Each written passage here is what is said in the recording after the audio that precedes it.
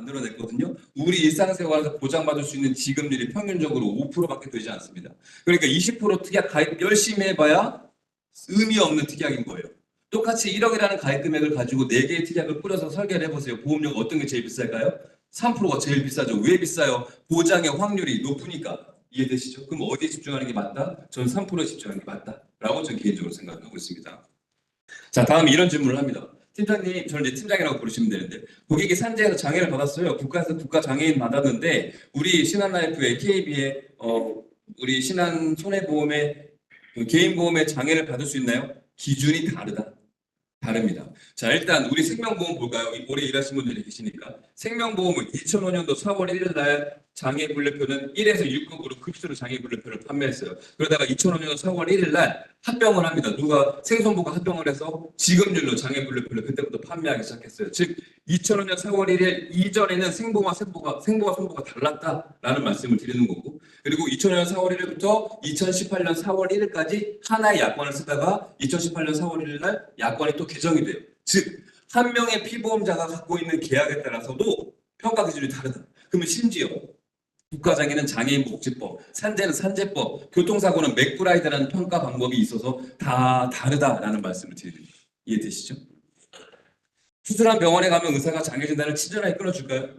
안 끊어주죠. 수술 잘해놓고 무슨 장애 진단이야? 라고 한단 말이에요. 그래서 손해상사의 도움이 필요하다. 전 이리 생각합니다. 우리 FC인들은 본인의 이 많은 인력풀이 필요하다고 생각해요. 세무적인 거 몰라? 그럼 세무서. 법무사도 필요하고, 변호사도 필요하고, 그다음에 손해상도 분명히 필요하다. 본인들이 다 할 수 없는 일이니까 잘 활용해서 업무적으로 하시면 좋을 것 같습니다. 자, 끝으로 생명보험의 장애분류표와 손해보험의 장애분류표가 2005년 4월 1일 날 통합해서 약관이 똑같다고 말씀드렸죠. 그러면 보장의 측면에서 말씀드리면 어디 보험사가 보장받기가 더 쉬울까요? 생명보험, 손해보험. 생명보험. 생명보험이 더 쉬운 이유가 뭘까요? 직업이 신경 쓰지 않는다. 이륜차를 신경 쓰지 않는다. 자, 이 약관이 이렇게 되어 있습니다.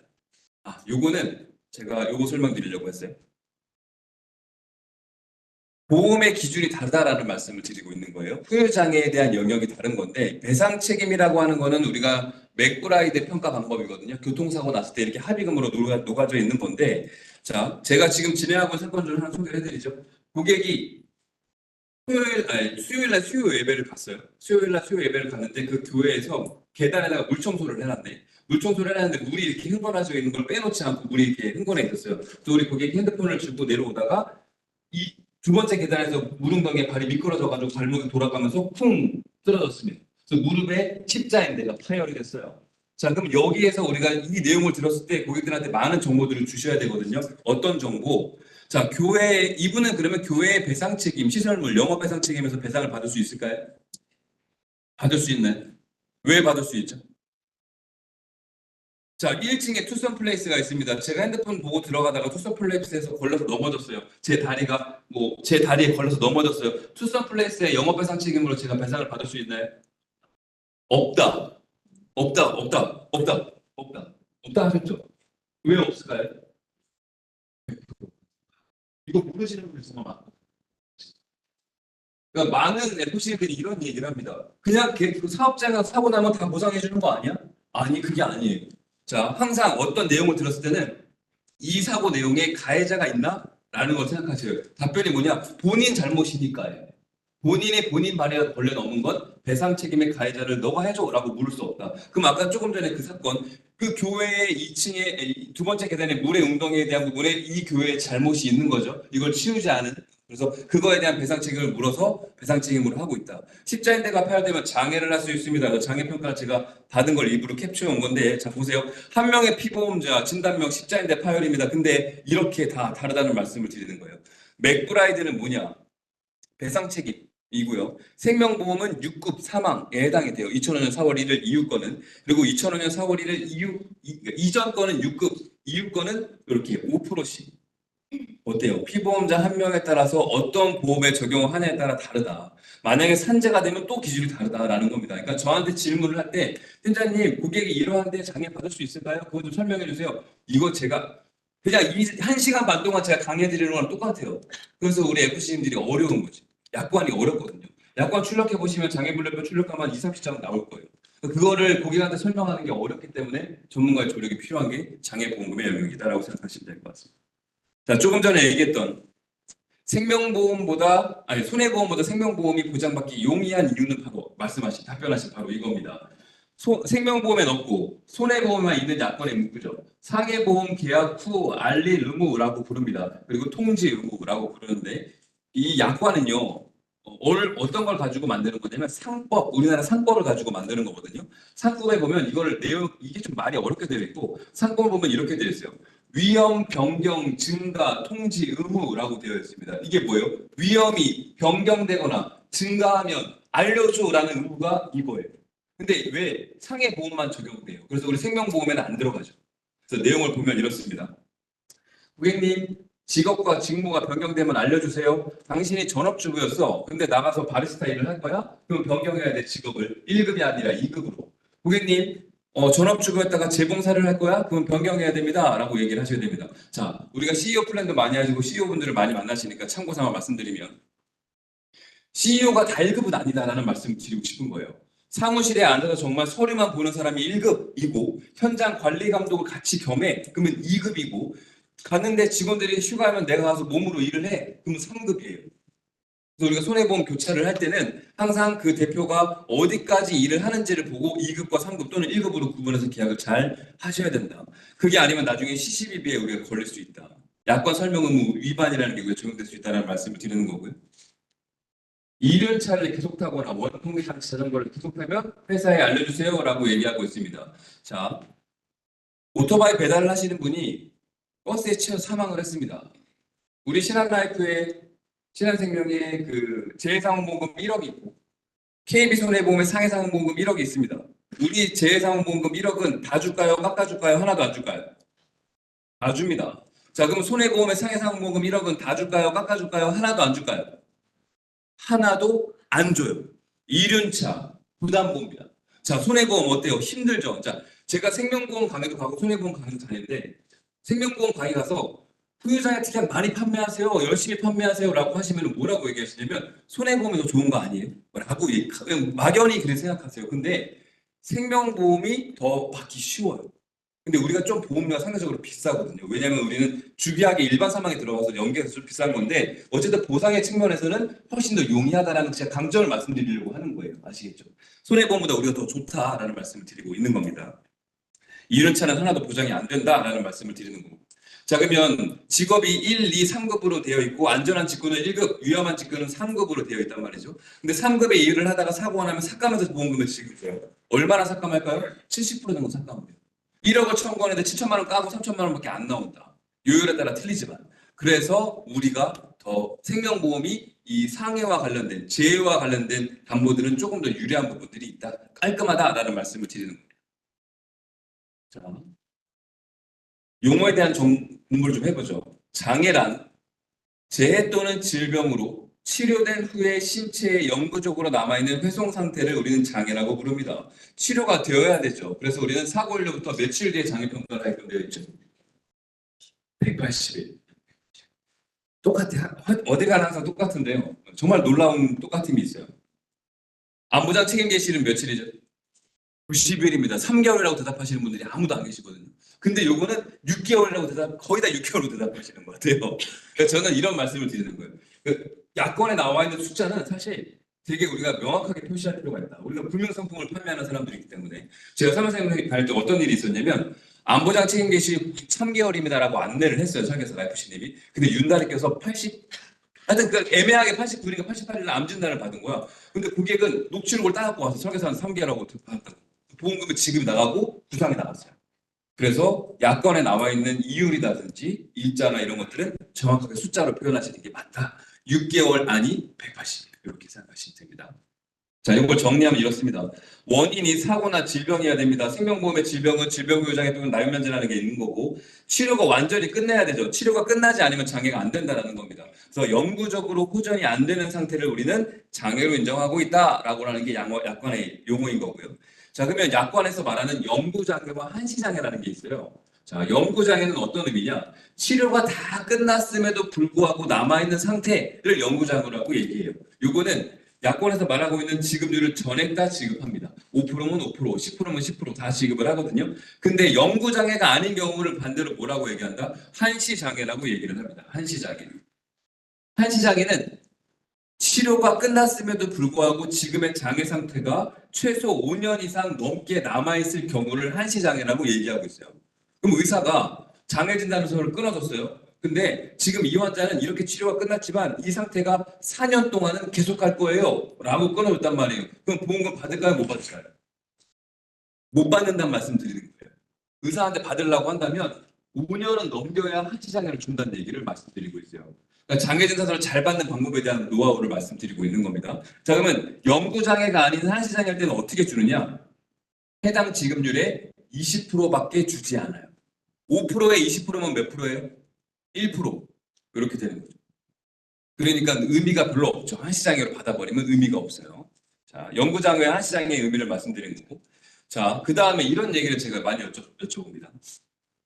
50% 질병 후유장애 특약, 고도 후유장애 특약, 80% 후유장애 특약, 이 특약을 증권을 보다 보면 막 거기에 막 2억, 3억 설계해 놓은 설계사분들이 계세요. 그리고 3% 이상 후유장애 특약에는 막 100만 원, 1000만 원밖에 설계가 안 되어 있고. 그러면 제가 이걸 여쭤봐요. 50%, 80% 그리고 고도 후유장애 특약은 왜 이렇게 많이 가입시켜 놨어요? 라고 여쭤봅니다. 자, 그럼 제가 질문 드리죠. 고객이 2명이 있는데 말기 암 상태가 돼가지고 의식이 없이 이렇게 누워 계세요. 의사가 말하기를 오늘 내일 한다 라고 얘기를 합니다. 두 번째 고객, 사고가 나서 외상성 뇌출혈로 의식 없이 누워 있는데 위독한 상태라고 의사가 얘기합니다. 이분이 사망을 했습니다. 사망하면 지금 이렇게 완전히 와상이니까 50% 80% 장애에 해당되는 거잖아요. 그죠? 이분이 사망하면 고도장애 특약에서 고도장애 보험금과 사망보험금을 따로따로 받을 수 있을까요?가 제 질문이에요. 어떻게 생각하십니까? 따로 못 받는다. 받을 수 있다? 받을 수 있는 이유. 자, 일단은 틀리셔도 돼요. 왜냐면 제가 강의를 원래 이렇게 스타일이 질의하고 답을 하는데 우리 FC님은 이 질문이 되게 오래 속에 머리 남아 있을 거예요. 틀려야 잘 알거든요. 그래서 저랑 질의응답하고 하는 거에 틀리는 건 당연한 겁니다. 왜냐면 저는 20년 동안 이거를 생업을 하고 있으니까 제가 모르면 쪽팔린 거지만 우리 FC님들은 이게 본업이 아니니까 틀리는 게 당연한 거다고 생각하시고 다만 고객의 질문에 우리가 틀리면 안 되기 때문에 지금 훈련한다고 생각하시면 됩니다. 자, 왜 받을 수 있다고 생각하시죠? 틀린 분의 의견이 되게 중요하거든요. 왜냐하면 다 틀렸는데 대답을 안 하시고 있는 것 뿐이에요. 왜 그냥 막연하게? 특이하게 각각 있으니까. 왜 못 받는다고 말씀하셨죠? 저 기억에 약관에서 80% 이상 또는 그 포인트고 제가 말씀드리는 게 아니고 약관에 없는 내용인데 와상 상태가 돼서 80%로 누워있는 상태가 됐단 말이에요. 그러다가 한 달 뒤에 사망을 했어요. 그러면 우리가 기본적으로 생각하기에 그러면 후유장애 특약을 별도로 드러났으니까 80% 상태를 인정해서 장애보험금을 고도로 주고 사망보험을 별도로 줘야지 그 특약이 다를 때를 말씀드리는 거예요. 근데 이거에 대한 시시비비가 많아서 소송을 받습니다. 그랬더니 대법원에서 판결이 어떻게 나왔냐? 일이 나왔습니다. 하나 있어야 돼. 맞습니다. 고참이신 것 같아요. 제가 봤을 때 고참이 맞습니다. 경험이 되게 많습니다. 대법원에서 2001년에 판결을 했는데 이거 이후에도 나와 있는 판결들이 되게 많습니다. 자, 여기서 말하는 건 살아 있어야 된다는 거예요. 치료가 끝내놓고 오늘 내일 죽어가는 상태를 장애로 인정하지 않고 딱 그 상태가 고착된 상태로 일정 기간 살아 있어야 그거를 장애로 인정해줘라. 왜? 사람은 누구나 태어나면 죽을 때 누워 있으니까 그걸 다 장애보험금으로 줄 수는 없다라는 게 취지다라고 이해하시면 됩니다. 그래서 저는 5억의 후유장애 특약에 50%, 80% 아무것도 없고 질병유장에 아무것도 없고 그냥 3%에 집중하는 겁니다. 3%가 필요한 이유를 계속 설명드리고 있는 거예요. 이게 동의가 되시면 고객들한테 권유하시면 되는 거죠. 그래서 제가 설계사를 일한다면 보장 문서를 싹 돌려봤는데 50, 80개 집중돼 있다? 전 다 리모델링 까미라고 생각한다라고 생각합니다. 필요 없다? 저는 그리 생각합니다. 질병 후유장애보다 필요 없다? 저는 그리 생각합니다. 20년 동안 일을 하고 있지만 이런 분들을 사건으로 케이스하는 경우는 한 50건도 안 되는 것 같아요. 20년 동안 일을 해봤지만. 질병의장애는 필요할 수 있습니다만. 자, 우리 신체 부위를 13가지 부위로 나눠서 장애 분류표를 만들어 놨습니다. 그게 장애 분류표이거든요. 그래서 이런 질문을 많이 합니다. 엄청 아파요. 통증이 되게 심해요. 이거 장애 맞죠? 잘 못 걸어요. 뭐 이렇게. 근데 그거 장애로 인정이 안 돼요. 왜? 약관에서는 이러이러한 경우를 장애라고 합니다라고 명시해 놓고 있는 것들이 있거든요. 눈, 귀, 코, 팔, 다리에서 13가지 부위에 이러한 기준에 해당돼야지만 장애로 인정됩니다. 오늘 강의 안에는 제가 항상 강의해드리지 않는 게 어떤 장애냐? 관절 장애는 강의해드리지 않거든요. 그 이유는 보장받기가 몹시 어렵기 때문에 그렇습니다. 관절 장애라는 건 뭐냐? 팔다리 관절. 제일 많이 골절되는 팔다리 관절이에요. 자, 예를 들어보죠. 계단에서 내려가다가 쿵 넘어져가지고 팔꿈치를 꽉 쥐었어요. 여기 팔꿈치 뼈가 으스러졌단 말이에요. 핀을 꼽죠. 핀을 꼽고 핀을 뺀 다음에 장애평가를 하게끔 되어 있거든요. 우리 보험약관의 10%를 제가 말씀드릴게요. 5%도 아니고 10%가 상태가 어떠냐. 팔꿈치는 통증으로 장애평가하는 건 아무것도 없다라고 생각하시고 운동 각도를 평가합니다. 움직임의 정도만 가지고 평가합니다. 움직임이 팔꿈치는 어떻게 하느냐. 펴고 굽히고 요거밖에 없죠. 요게 완전히 펴지고 한 150도 정도 굽혀지는 게 정상이란 말이에요. 10%는 어느 정도 돼야 되느냐? 굽혀보세요. 이게 여기까지. 펴보세요. 여기까지. 이게 뭐예요? 정상 운동 범위의 반을 못 움직이면 10%예요. 우리 일상생활에서 이러고 걸어다니는 사람 보셨어요? 주변에 이런 분들 보셨어요? 거의 없다라고 말씀드리고 있는 겁니다. 자, 무릎은 어떨까요? 무릎은 어떻게 움직여요? 똑같죠? 팔꿈치랑 똑같아요. 펴고 굽히고 이거 두 개밖에 없어요. 무릎이 꽉 깨졌습니다. 10%가 어떻다고요? 이러고 다니는 사람 보셨어요? 거의 없다. 근데 5천만 원 가입해놓고 8천만 원 가입해놓고 많이 가입해놨다고요? 아니요. 못 써먹는다라는 말씀 드리고 있는 거예요. 1억도 솔직히 전 적다. 우리 업계에 계신 FC님 본인 계약은 적어도 2, 3억은 준비하시는 게 좋다. 왜? 우리는 야외 활동 많이 하니까. 참고하시고 내가 고장 분석해봤을 때 내게 별로 없으면 고객 챙길 때가 아니다. 내 거 먼저 챙겨야 된다 생각을 하시고요. 자, 저는 강의해드릴 때 이런 말씀을 드려요. 물론 많은 손해상사분들의 의견이 다를 수는 있어요. 근데 저는 불법은 안 돼, 편법은 오케이예요. 그래서 저는 안전하게 일하는 걸 되게 좋아하는 성향입니다. 보험사에서 오랫동안 일을 했기 때문에 보험사가 어떻게 보험 사기를 잡아내는 것도 알고 설계사들을 어떻게 준비하는지 너무 잘 알아요. 그래서 저는 이런 것들은 하지 않았으면 좋겠어요라고 말씀드리는 것들이 있는데 장애 보험금의 측면은 이겁니다. 이 네 가지 진단명은 전 장애하지 않았으면 좋겠어요라고 말씀드리고 있는 건데요. 자, 일단 의학적으로 이 네 가지 진단명은 장애가 남지 않는 병이라고 보시면 돼요. 자, 첫 번째 어깨의 회전근개 파열입니다. 두 번째 디스크입니다. 세 번째 무릎의 연골판 파열입니다. 네 번째 아킬레스건 파열입니다. 자, 제가 이거 안 하려고 했는데 오늘 강의가 처음이자 마지막인 것 같아서 제가 이거 말씀 안 드리려고 하는데 제가 지점 강의를 다니면 단톡방을 만들어 드려요. 그래서 사진 찍는 시간에 그 찍지 마시고 저한테 명함 주시면 제가 단톡방 만들어서 올려드릴게요. 자료. 원래 자주 가는 곳은 제가 계속 해드리는데 오늘은 더 뵐 수 있을까 싶어서 안 하려고 했는데 사진 찍는 시간에 지금 제가 시간이 얼마 없으니까 집중해서 들으시고 이따 명함 주시면 제가 자료 올려드릴게요. 자, 어깨 명함이 없으시면 일단 적어서 저한테 뭐 종이로 주시면 돼요. 자, 어깨 회전근개 파열 장애 안 남습니다. 디스크도 장애 안 남고요. 무릎의 연골판 파열도 장애 안 남습니다. 발목의 아킬레스건 파열도 장애 안 남습니다. 근데 이걸로 장애 끊어주는 병원 있습니다. 그 병원이 문제일 수 있다. 그 병원이 문제에서 그 병원이 경찰서에 걸리면 거기 간 고객들 싹 다 경찰서 간다. 전 이거 안 하는 게 맞다라고 생각하시면 하면 된다고 저는 생각을 드리고 있습니다. 자, 근데 이런 경우가 있죠. 저 후유장애 특혜 5억 가입돼 있는데요. 그럼 저는 해요. 근데 1억도 안 가입돼 있으면 이건 건드리면 안 되는 내용입니다. 이것 중에 제일 많이 물어보시는 게 바로 디스크거든요. 자, 디스크 볼까요? 저는 왜 디스크를 하지 마세요라고 말씀드리냐면 의학적으로 디스크는 질병이다라는 말씀을 드리려고 하는 거예요. 그리고 연구장애가 아니다라는. 자, 이게 뼈다귀죠, 뼈다귀. 그리고 여기 가운데에 디스크가 있습니다. 이 디스크는 뭐냐면 말랑말랑한 젤리 같은 거예요. 하리보 젤리. 봉투 안에 하리보 곰돌이 젤리가 있어요. 얘가 봉투 안에 있을 때는 말랑말랑해요. 의학적으로 15세까지는 말랑말랑합니다. 근데 15세가 되면 얘가 봉투 밖으로 나와. 제가 지금 46이거든요. 그러면 46년 동안 얘가 제 허리에 있는 거예요. 그럼 어떻겠어요? 엄청 딱딱하겠죠? 그러면 지금도 서 있고 앉아있으니까 얘가 하리보 젤리가 이제 눌려야 되는데 제 허리에 있는 하리보 젤리는 눌리지가 않아. 그리고 어떻게 돼요? 밀려 나와서 탈출을 해버립니다. 진단서 보면 병명이 뭐라고 나오죠? 추간판 탈출증이라고 나오는데 그게 바로 디스크인 거죠. 자, 그래서 MRI 사진을 찍으면 이렇습니다. 이게 뼈다귀, 이 가운데 있는 게 하리보 젤리 디스크입니다. 어떻습니까? 하얗죠? 여기 어때요? 까맣죠?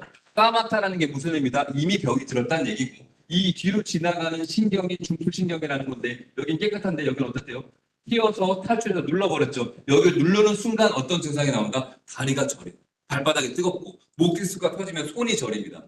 근데 고객들은 얘기해요. 교통사고가 났습니다. 화분을 들고 삐끗해서 병원 가서 MRI 찍었더니 디스크라고 합니다. 교통사고 견적이 얼마나 났나요? 네, 범퍼 60만 원 갈았습니다. 전 이렇게 얘기하죠.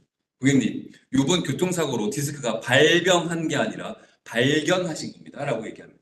의사한테 가서 물어보세요. 당신의 MRI의 사진이 하얀지 까만지. 까맣다는 건 이미 퇴행적으로 병이 들어왔던 것인데 이것이 교통사고로 조금 더 악화됐다는 얘기죠.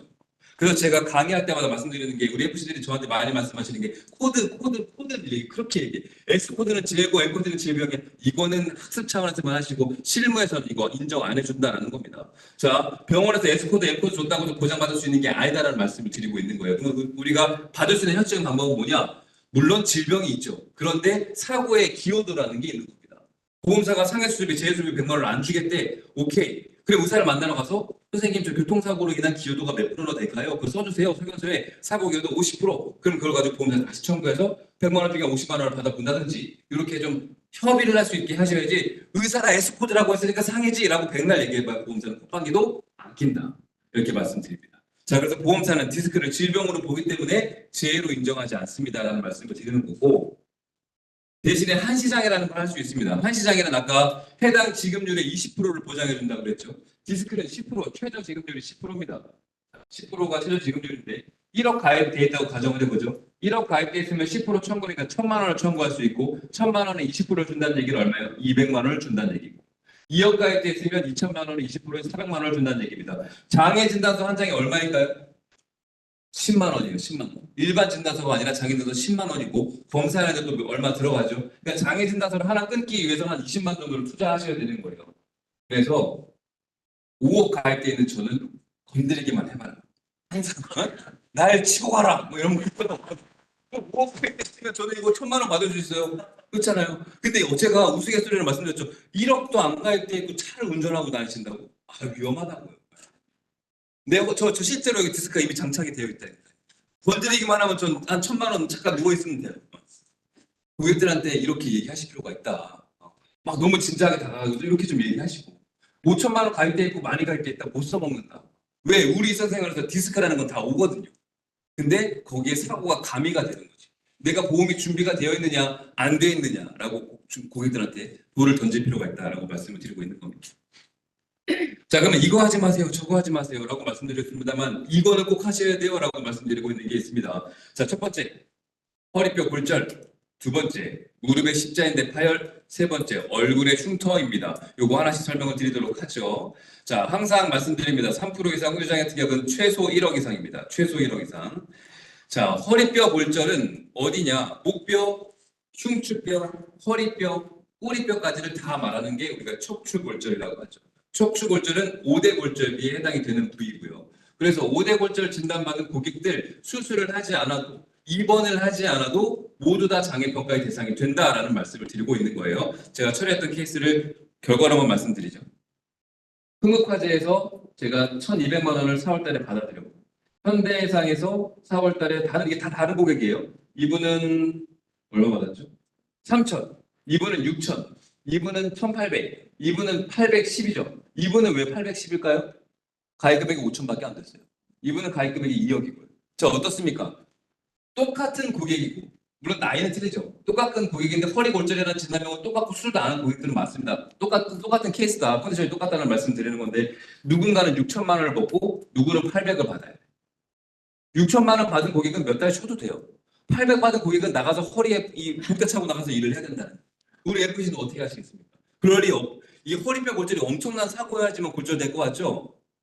이분은요. 6,000만 원 받은 고객은 여자분이었는데 그 옥탑방에 사셨거든요. 술 먹고 옥탑방 계단 올라가다 뒤로 넘어져가지고 쾅 넘어지신 거고 머리 안 다친 게 다행이죠. 자, 이분 810만 원 받으신 어머님은 그 김장하신다고 베란다에서 김장하다가 그 미끄러져가지고 엉덩이만 쾅 찍은 고객이에요. 별거 아니다라는 말씀 드리고 있어요. 별거 아닌 다침에 허리뼈가 금이 갈 수 있다. 근데 누군가는 생업을 계속 유지해야 되고 누군가는 조금 어떻게 우리 조금 이번 달 쉬어갈 수 있잖아요. 허리도 아픈데 내가 막 6,000만 원 받았어. 좀 쉬어가야 되는데 내가 800만 원 받으면 나가서 고객 만나러 다니셔야 돼. 그래도 가입 안 하실 거예요. 하셔라. 보니까 먼저 점검하셔라고 말씀드리고 있는 겁니다. 진짜 제가 FC님들 일들을 진짜 많이 해요. 근데 증권 좀 보내보세요라서 보장분석을 봤는데 계약은 막 10개, 20개 돼. 근데 후유장애 특약이 막 1억밖에 안 돼요. 이렇게 된 계약들을 많이 본다. 특히 지점장님들은 다 알종신이야. 사망당보만 넘어갔어. 그래서 참 안타까운 계약들을 많이 본다라고 말씀드리고 있고요. 자, 척추골절입니다. 자, 경추, 목에 있는 경추, 가슴에 있는 흉추, 허리에 있는 요추, 이 뼈를 확대해서 가져오면 이렇게 생겼습니다. 뭐랑 똑같아요? 뼈다귀 감자탕처럼 생겼죠. 자, 뼈다귀 감자탕에 잡고 뜯는 부위가 바로 횡돌기라고 하는 날개뼈입니다. 요게 골절되면 5대 골절비는 나와요. 근데 장애는 못해요. 가운데에 이 뼈가, 두꺼운 뼈가 골절되면 이렇게 찌그러지거든요. 요걸 장애 평가할 수 있어요. 시간이 지나고 수술을 해도 얘는 원래 모양대로 돌아가지 않아요. 조건이 있습니다. 1999년 2월 1일 이전 상품은 안 되고 1999년 2월 1일 이후 상품만 가능하다. 계약일자에 따라 다르다는 말씀을 드리고 있는 거고요. 자, 질문 하나 드려보죠. 자, 지급률 되게 높아요. 저는 단언컨대 후유장애 특약이 필요한 이유 첫 번째가 무조건 허리뼈 골절이에요. 이게 15%예요. 수술을 하지 않아도 골절만 진단받아도 15%를 받을 수 있다. 저는 5억 가입됐으니까 얼마예요? 최소 7,500. 그건 몇 달 쉬면 돼. 그죠? 나가서 일할 수 있다. 그래서 말씀드리고 있는 겁니다. 자, 10년, 만약에 우리가 막 이 교육을 받으면 고객들 DB를 찾아본 거예요. 고객들 DB를 찾아봤더니 고객이 10년 전에 아니면 5년 전, 6년 전에 재해골절비 30만 원을 받은 고객을 찾았어. 고객님 그 부위가 어디였죠? 나 허리뼈 골절됐잖아. 라고 한 거예요. 그래서 그 당시에 이 사고 이전에 가입한 계약을 쭉 분석을 해봤더니 2억의 가입금액이 가입돼 있단 말이에요. 자, 사고 난 지 5년이 흘렀습니다. 통증이 다 사라졌겠죠? 지금 장애 평가할 수 있을까요?가 질문입니다. 할 수 있다. 할 수 있다. 청구권 소멸시효가 지났잖아요. 3년이 지났는데 할 수 있는 이유는 골절이 됐으니까. 골절이 됐으니까. 보험 기간 중에 발생한 사고는 보장이 된다가 정답인데 이렇습니다. 보험금 청구권 소멸시효는 3년이죠. 3년이 지나면 청구를 못한다는 얘기예요. 자, 이분은 골절에 대한 청구권 소멸시효는 지났어요. 막말로. 근데 이분을 제가 오늘 모시고 가서 6년 지난 고객진을 오늘 제가 장애평가를 하면 이분의 장애보험금에 대한 청구권 소멸시효는 오늘부터 시작이 되는 거예요. 그래서 가능하다라는 말씀을 드리고 있는 거예요. 명절에 갔는데 이모님이 허리뼈 골절된 적이 있대. 그럼 바로 그냥 진행하는 거예요. 진행해서 한 2천만 원 꽂아주고 계약 들어가는 거예요. 5년 전에 골절된 거 고지할 것도 아무것도 없는 거 아니겠습니까? 자, 이런 막연한 생각을 하시는 분들이 있어요.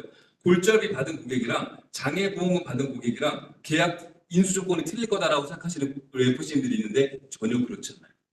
장애인이 되는 게 아니고 장애보험금을 받는 거거든요. 그래서 장애보험금을까지 받았다고 해서 보험사가 인수를 안 해주는 건 아니다. 이렇게 이해하시면 돼요. 자, 넘어가죠. 제가 처리했던 사건 하나 좀 소개해드리도록 할게요.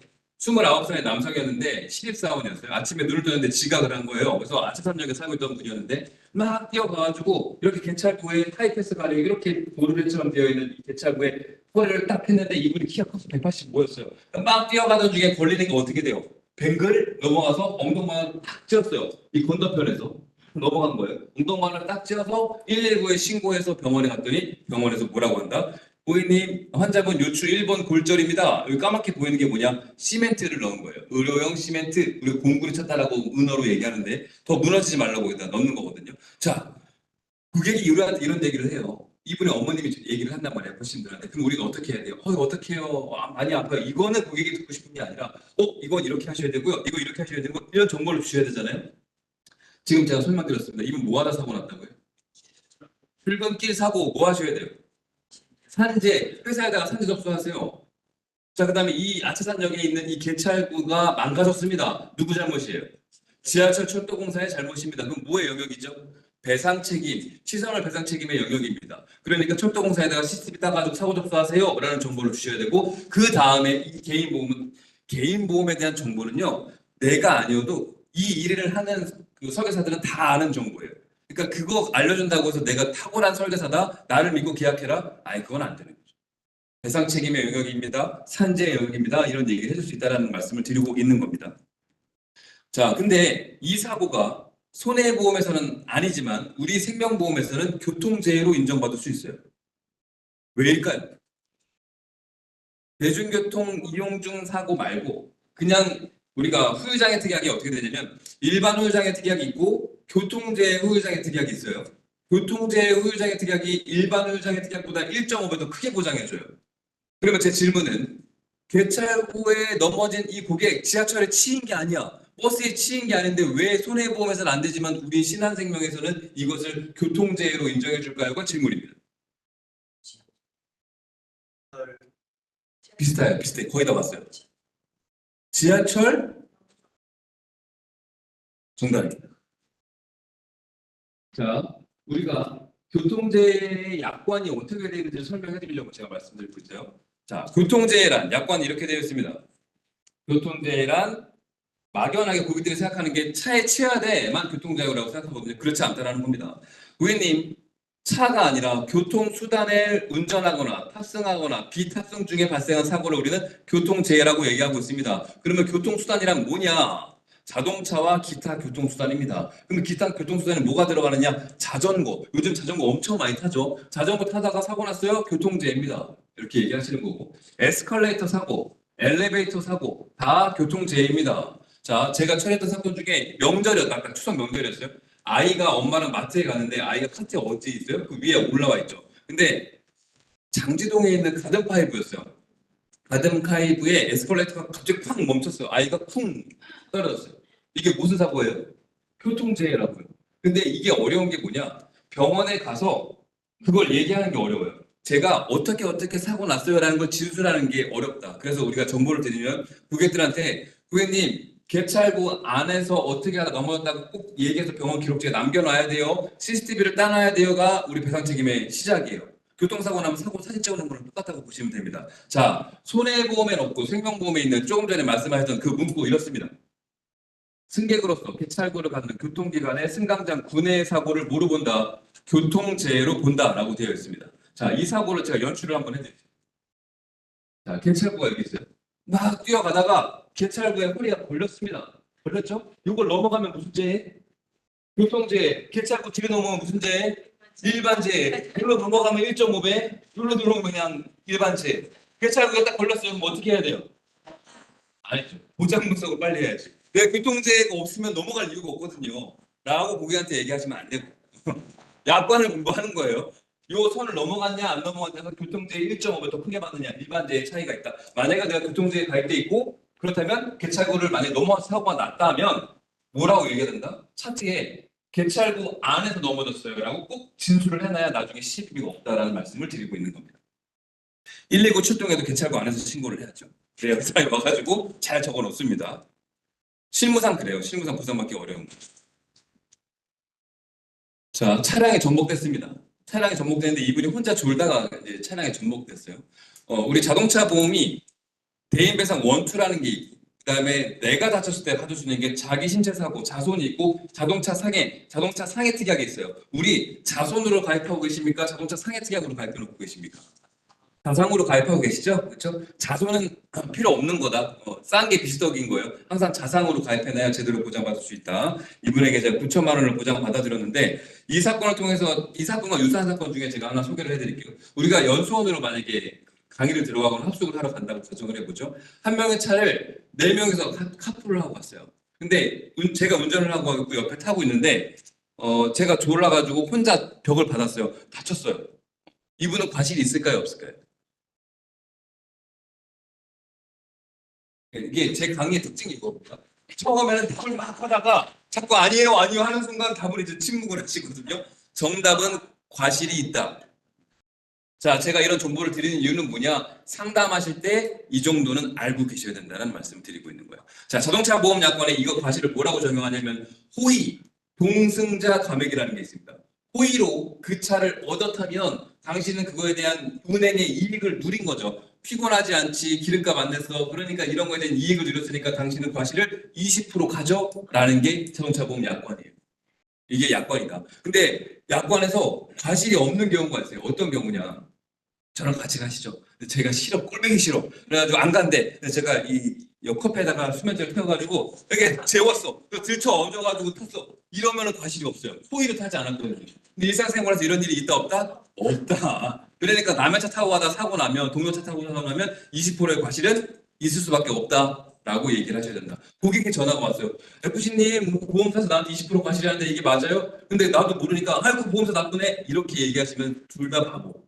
그러니까 내 고객님, 약관은 호의 동시적 가맹이라는 게 있어서 당신의 남의 차를 타면서 어떤 편의의 이익, 여러 가지 경제의 이익을 누렸기 때문에 그걸 20%의 과실을 누리고 있다고 얘기합니다. 만약에 과실이 없다고 주장하신다면 난 당했어! 라고 얘기하시면 되는데 안 되겠죠. 그건 못 가는 거다. 거기에 대해 안전벨트를 안 했어? 10% 가산, 30% 과실이 적용이 된다. 상식적으로 알아두시면 좋습니다.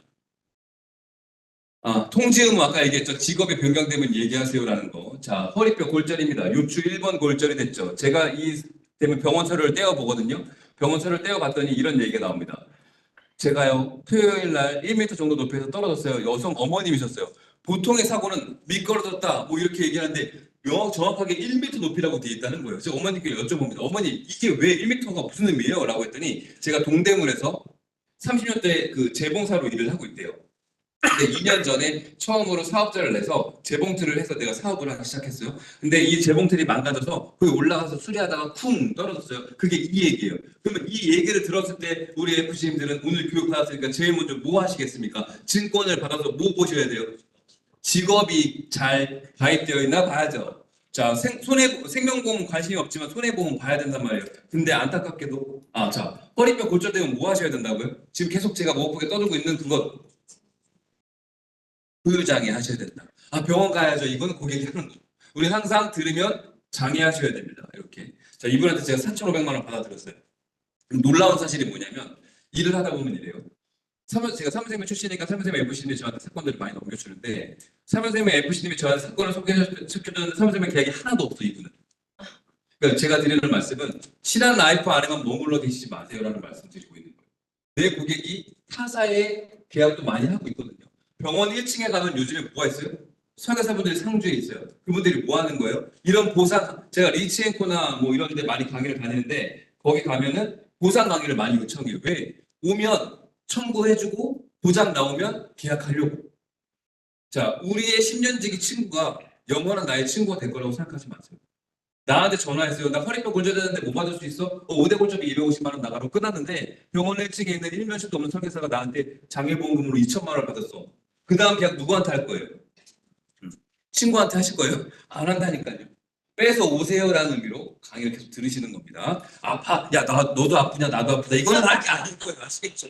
그 아무런 의미 없어. 2천 만 원 해줘야지. 자, 손해보험입니다. 뭐가 됐어요? 전업주부였죠.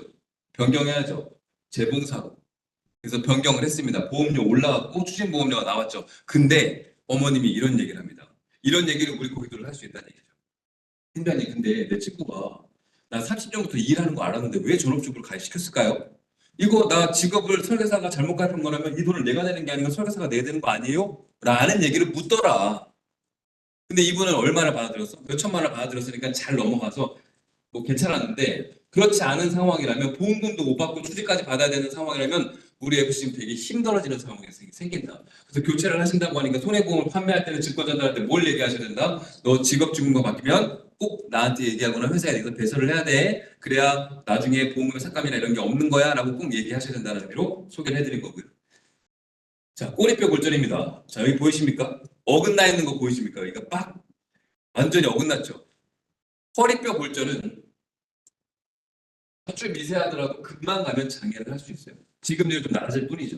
낮아져도 이게 몇 프로라고요? 이게 10%. 근데 허리뼈 골절되면 15%. 골다공증 없으면 15%예요. 그러니까 되게 지금률이 높다는 말씀 드리는 건데 꼬리뼈는 좀 다릅니다. 조건이 좀 까다로워졌어요.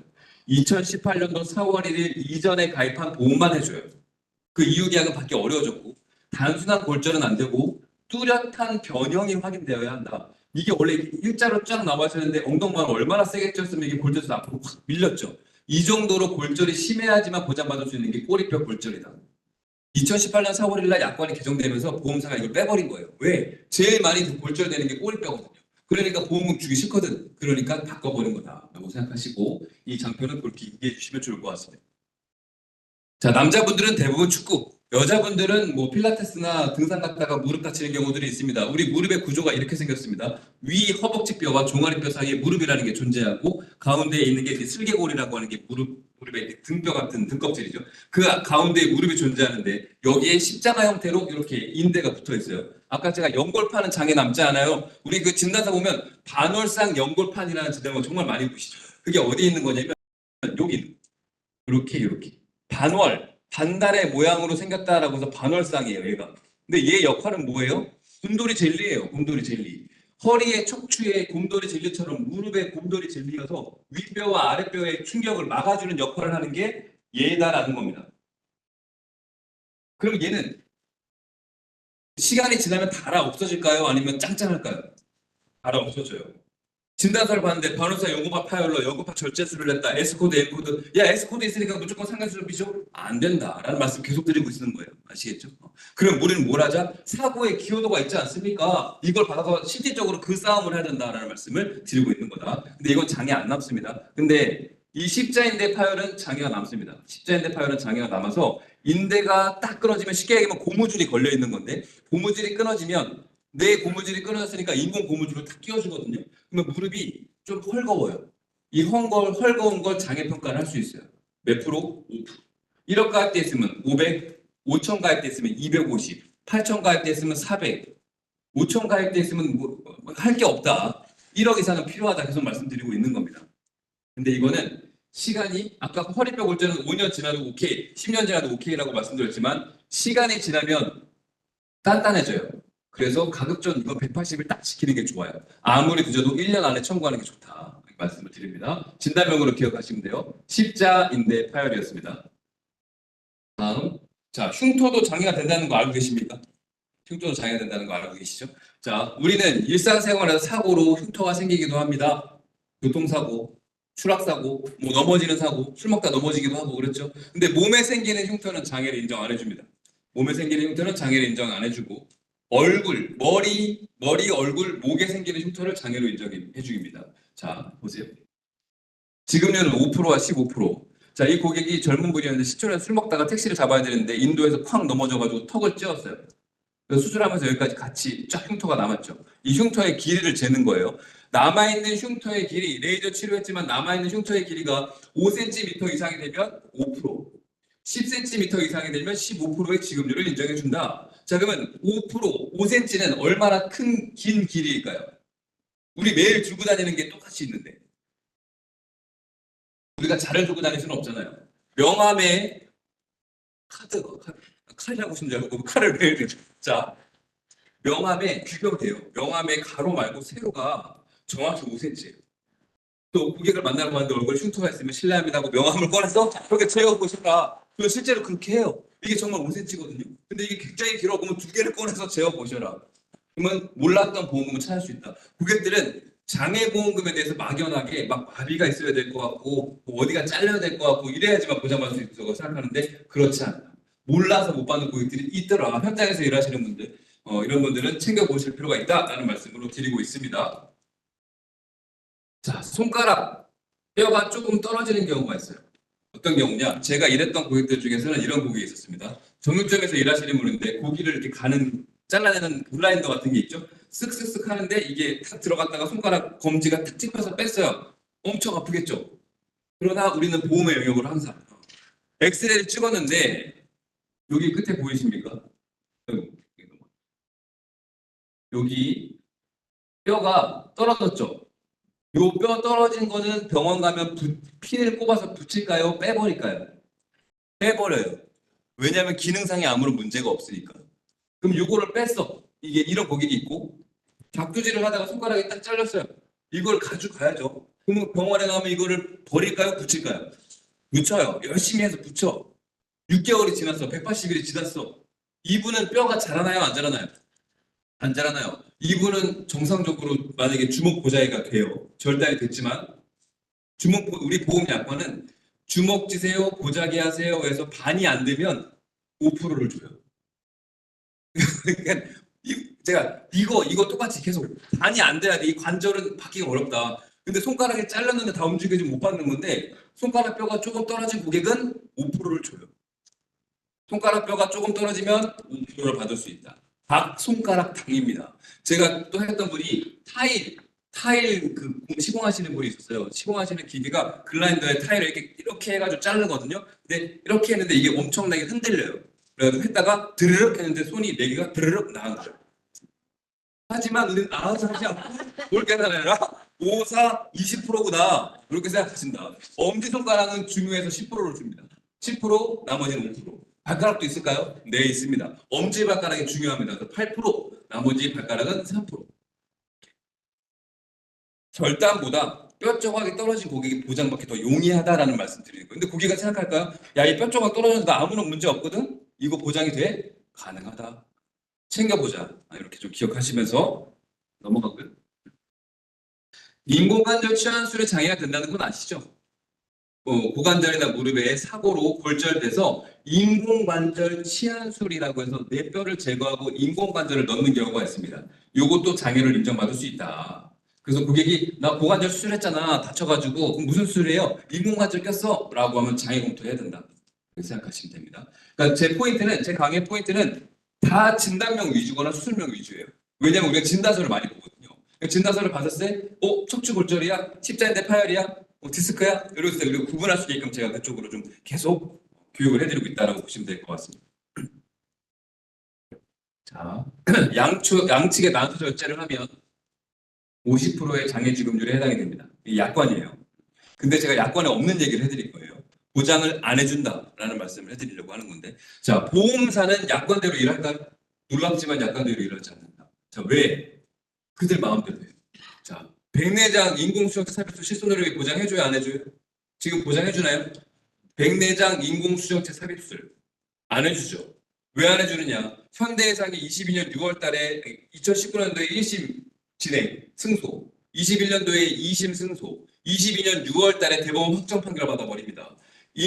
백내장 인공수정체 삽입술은 입원이 필요 없는 거야 라고 해서 1,000만 원을 깨워도 25만 원 외래 의료비를 끝내버린다. 이게 지금 보험회사의 업무 진행 방향이에요. 약관에는 그게 있나요? 없어요. 그래서 이런 보상교육을 우리가 많이 받아야 되는 이유는 고객이 물어봤을 때 또 보상이 돼요 라고 얘기하시면 실수가 될 수 있기 때문에 그래요. 약관에 없지만. 자, 그러면 또 잠깐 실손 얘기했으니까 또 말씀드리고 메모 좀 해보실래요?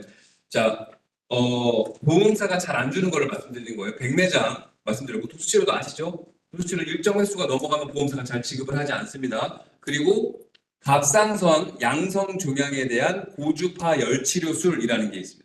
칼로 도려내는 게 아니라 바늘을 찔러내어서 열로 탁 찢어 없애는 게 있어요. 이것도 병원에 가면 입원을 시키네. 6시간 동안 병원에 놔둬요. 이것도 보험사가 잘 안 해준다. 갑상선 종양 고주파 열치료술 말씀드렸고, 그 다음에 남자분들 전립선 비대증, 전립선이 비대해지는 병이 있어요. 전립선 결찰술이라는 게 있어요. 전립선 결찰술, 영어로 하면 유로리프트라고 하는 거예요. 전립선 비대증에 대한 유로리프트, 전립선 결찰술. 이것도 병원 가면 입원합니다. 병원비가 얼마나 드느냐? 1,000만 원에서 2,000만 원 들어갑니다. 보험사가 어지간해서 잘 안 해준다. 자, 자궁근종 여성분들 하이프 치료라는 게 있습니다. 하이프 시술. 이것도 보험사가 잘 안 해준다. 이고 최근에 가장 이슈가 되고 있는 게 뭐냐? 무릎 관절염에 대한 줄기세포 치료, 줄기세포 주사 치료. 보험사가 잘 안 해준다. 이 정도만 아셔도 고객들이랑 상담할 때 큰 문제는 없어요. 포인트는 똑같습니다. 22년 6월 달에 대법원에서 확정 판결 나오면서 2번으로 하지 마 라는 걸로 인해서 모든 걸 다 2번으로 인정 안 해주는 거예요. 외래 의료비는 줄 거예요. 25만 원은. 근데 2천만 원 청구해서 25만 원 받으면 고객이 승질을 낼 수밖에 없는 상황이니까 고객들한테 이런 것들이 요즘에 문제가 되고 있으니까 선택을 좀 신중하게 하세요 라는 정보를 주시라는 말씀을 드리는 거고, 자, 보험사는 약관대로 일하지 않는다에 대한 여톡을 말씀드리면 여성의 생식기입니다. 이게. 자, 여기가 질이죠. 여기가 자궁의 문인 자궁 경부, 여기가 자궁 내부인 자궁 내막, 내막이라고 얘기하고, 여기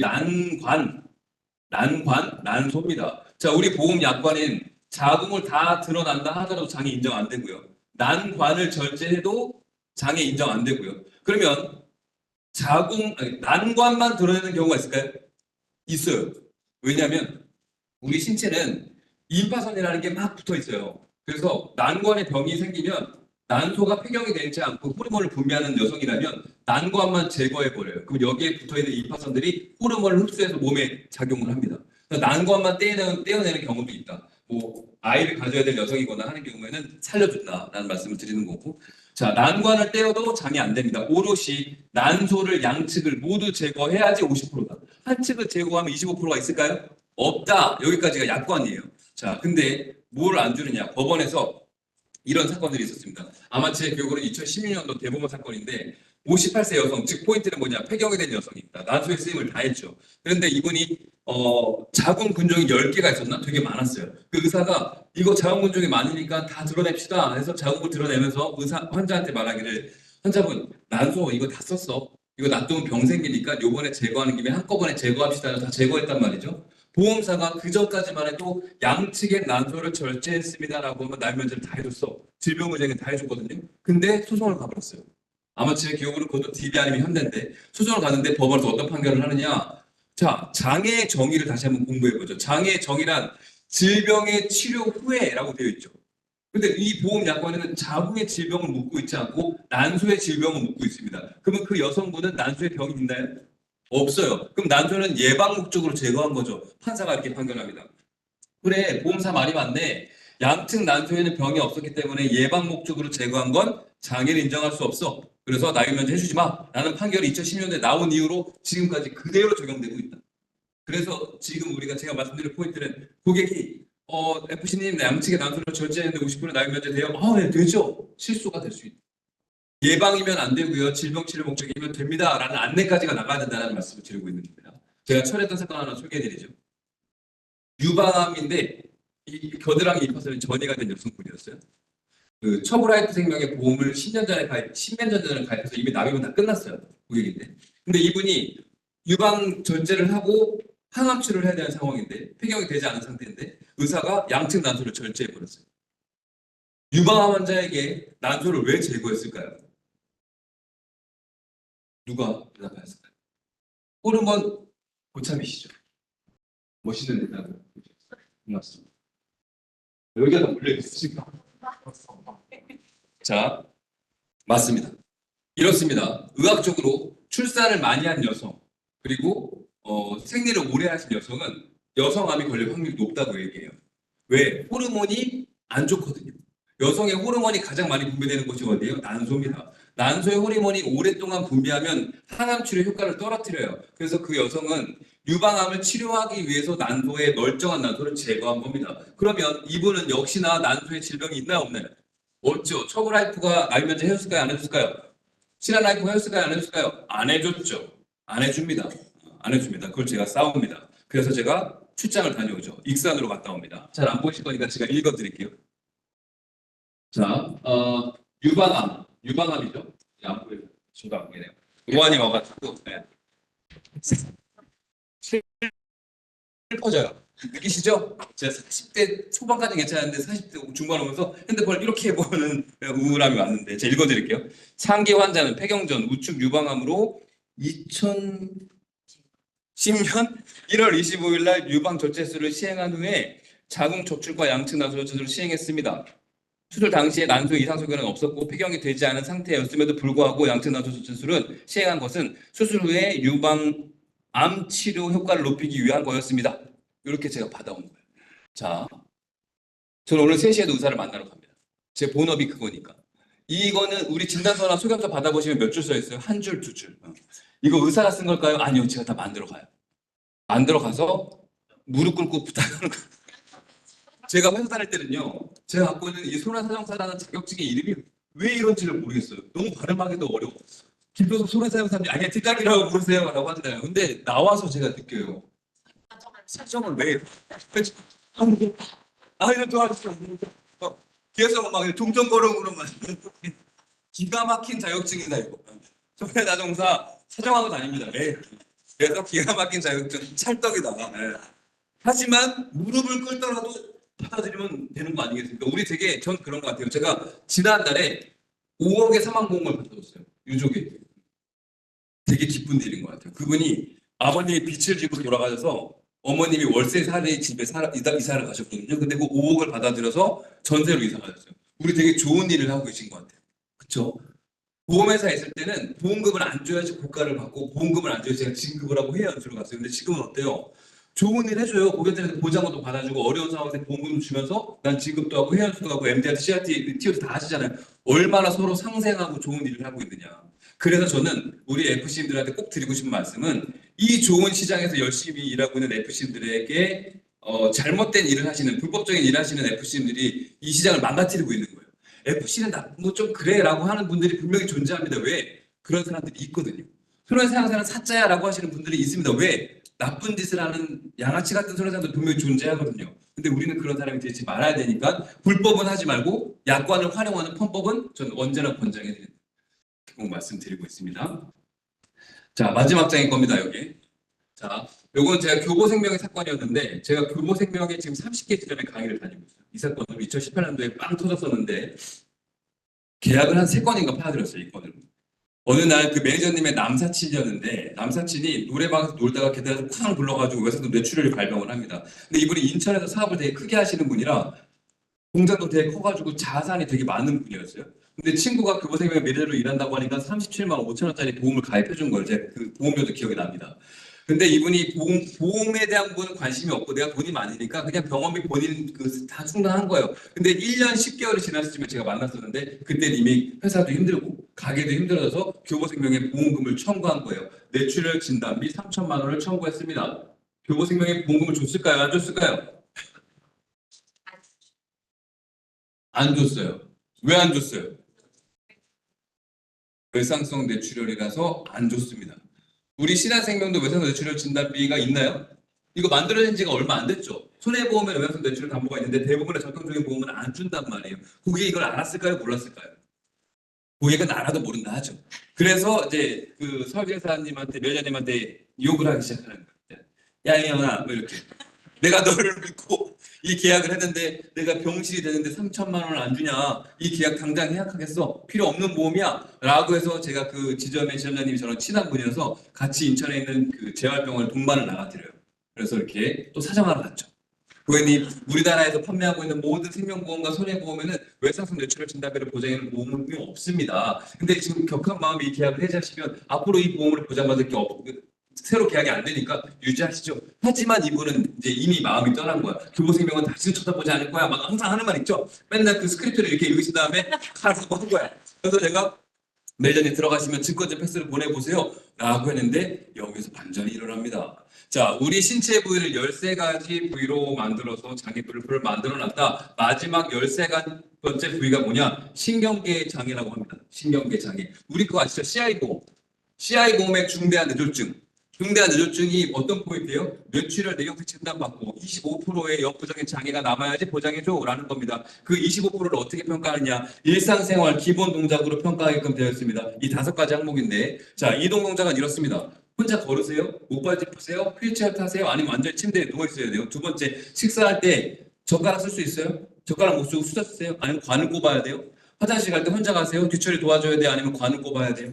목욕할 때 혼자 하세요? 양치를 하세요? 샤워할 수 있어요? 목욕할 수 있어요?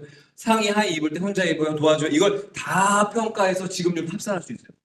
이게 바로 13번째 항목입니다. 자, 병명으로 말씀드리면 외상성 뇌출혈, 그리고 질병으로 가면 나이면제를 할 수 있는 거는 뇌경색 뇌출혈, 파킨슨, 뭐 이런 뇌혈관 질환 환자분들 있죠. 이런 분들은 이거를 평가해 볼 수 있다.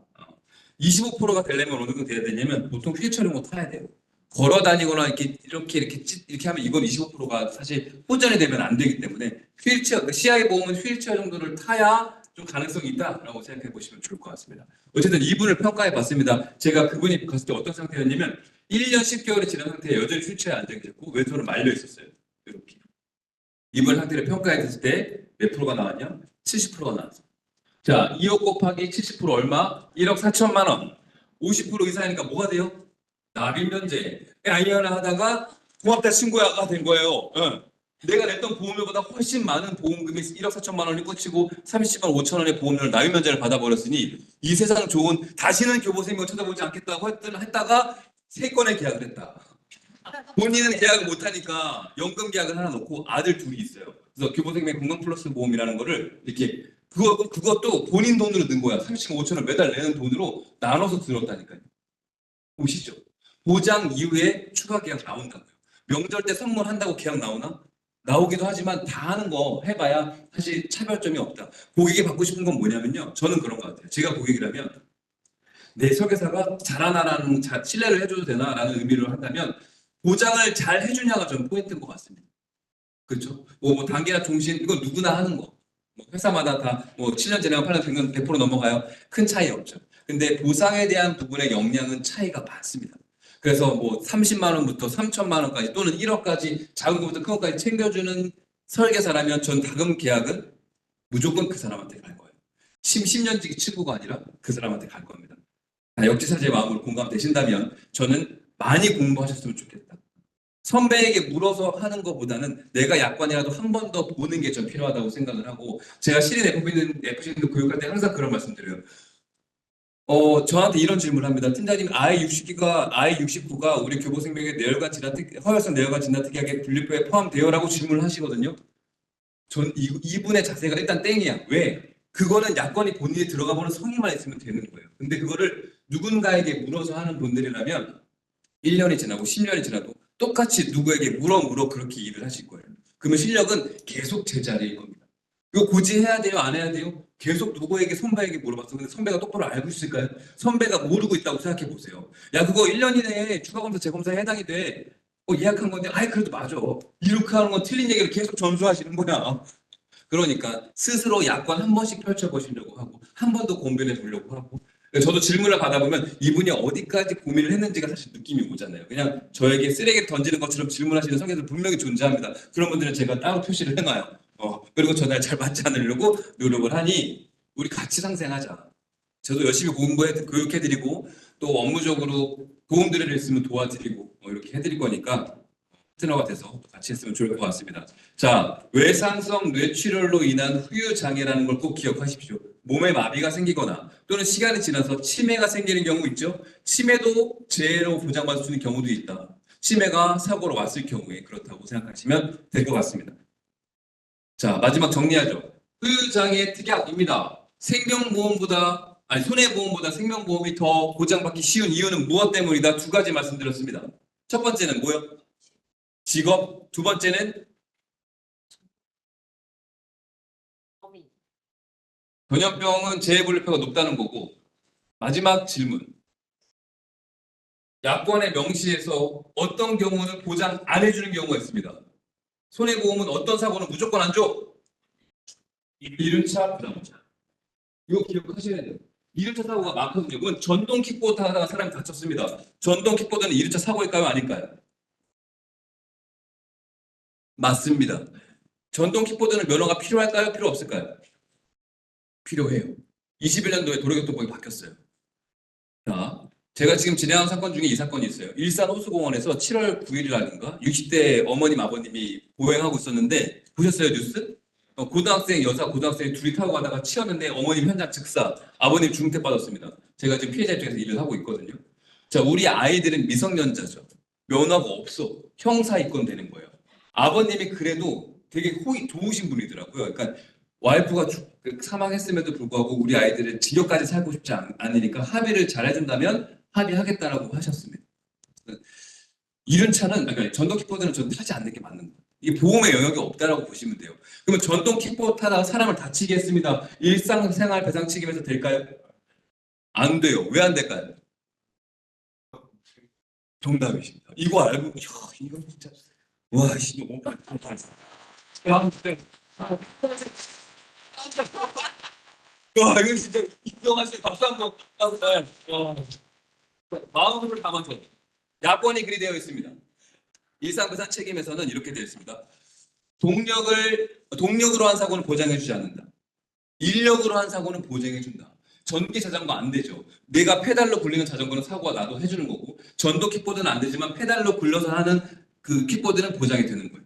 이렇게 우리가 알고 계셔야 될 것들이 상당히 많다라는 말씀을 드리는 거고, 자, 그래서 손해보험이 보장받기가 쉽지 않은 경우들이 직업과 이륜차에 대한 부분이 항상 우리가 주의하시고 증권 전달할 때 고객들은 꼭 얘기하셔야 되는 포인트를 말씀드렸고, 두 번째, 많이 아파요가 포인트가 아니다. 진단명으로 우리가 기억을 해야 된다. 허리뼈 골절 무조건 장애평가, 경추, 흉추, 요추 무조건 장애평가, 무릎에 십자인대 파열, 얼굴에 흉터 5cm 이상이면 5%, 10cm 이상이면 15%입니다. 5cm 이상은 명함의 세로 길이라고 꼭 기억을 하시고요. 자, 인공관절 치환술 양측의 난소 절제술은 뭐다? 예방이면 안 되고 질병 치료 목적일 땐 가능하나 유방암 환자가 난소를 절제하는 건 호르몬 치료를 위한 항암 치료를 위한 요기이기 때문에 예방이 아니라 싸울 수 있다라는 말씀을 드리고, 외상성 뇌출혈로 인한 자발성 뇌출혈 진단비는 보장받기 어렵지만 마비가 심하게 남거나 치매가 남은 경우에는 장애의 대상이 될 수 있다.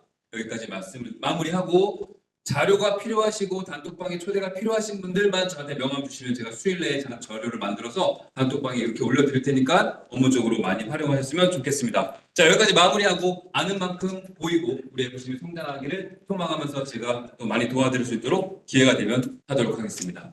좋은 하루 보내십시오. 감사합니다. 아, 이거 좋네. 너무 좋아. 너무 좋아. 아, 질문. 네.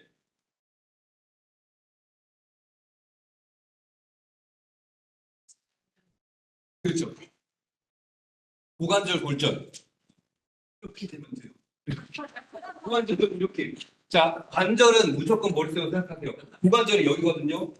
고관절 동작이 앞차기, 뒤차기, 옆차기를 할 수 있는데 이게 반이 안 돼야 돼. 될까요? 안 될까요? 안 된다. 어지간해서는 안 나온다. 말씀드립니다. 관절은 움직임만 생각하시면 돼요. 반을 못 움직여? 그러면 장애할 수 있어. 엄청 아프지만 장애 안 된다. 이해되시죠? 다음 질문도 있으세요? 네. 불필요하고는 목줄도 깊지가 않잖아. 네네.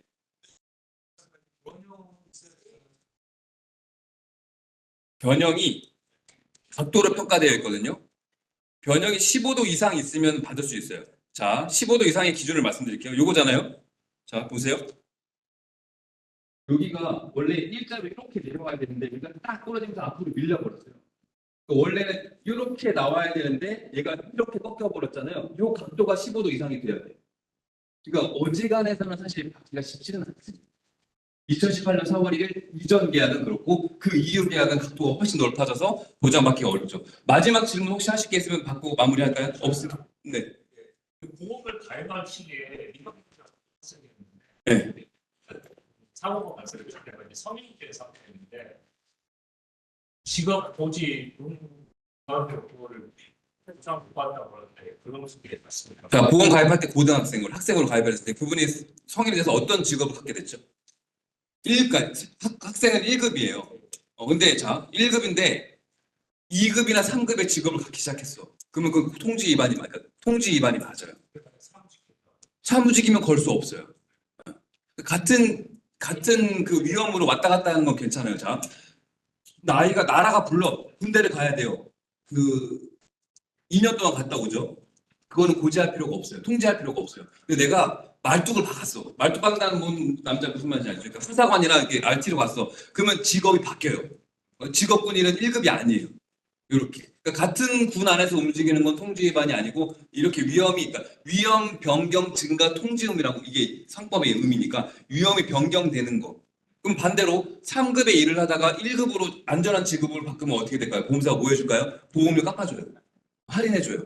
이런 거 우리가 그 담배 안 피면은 건강차 할인해주는 것처럼 그것도 고객님한테 알려주시면 되죠. 여기까지 마무리하죠.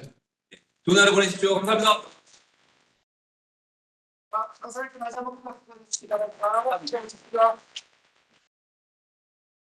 영화 필요하시면 저 주시면 돼요. 자, 이것으로 교육 마치겠습니다. 네.